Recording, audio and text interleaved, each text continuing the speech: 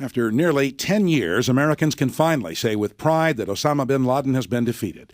And as people from all walks of life rejoice here in the States, how do U.S. service members overseas feel about the big news? Joining us live is Army Lieutenant Colonel Patrick Sieber, who is with us from Bagram Airfield in Afghanistan. Welcome. Hey, thanks for having me on there. Real quick before we get going, I told the DOD and the Pentagon the only way I'd do this is if I give a shout out to the Captain Milo Hamilton and my son.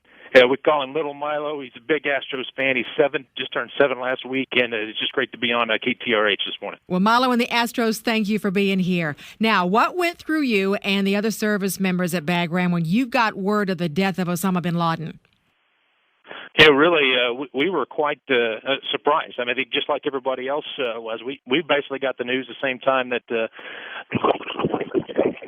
did, and so we got word that there was going to be a big announcement. We didn't know quite what it was going to be, and then as we got the word, it was right at the same time where my replacement out of Fort Hood, Texas, was arriving on the ground. So it was a double blessing: the death of bin Laden, and then my replacement arriving here out of Fort Hood, so that I could get ready to go back home to my family. Lieutenant Colonel, that's great news. Did you hear a big cheer go up around the base there? It was.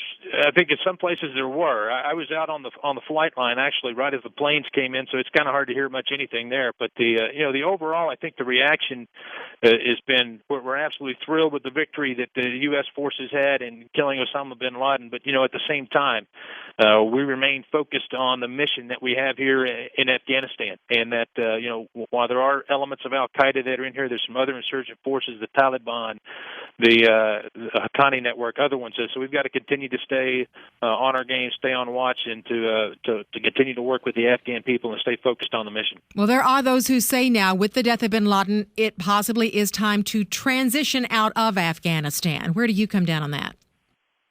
Well, I tell you, again, our own thoughts right now are we're still focused on the mission that's here.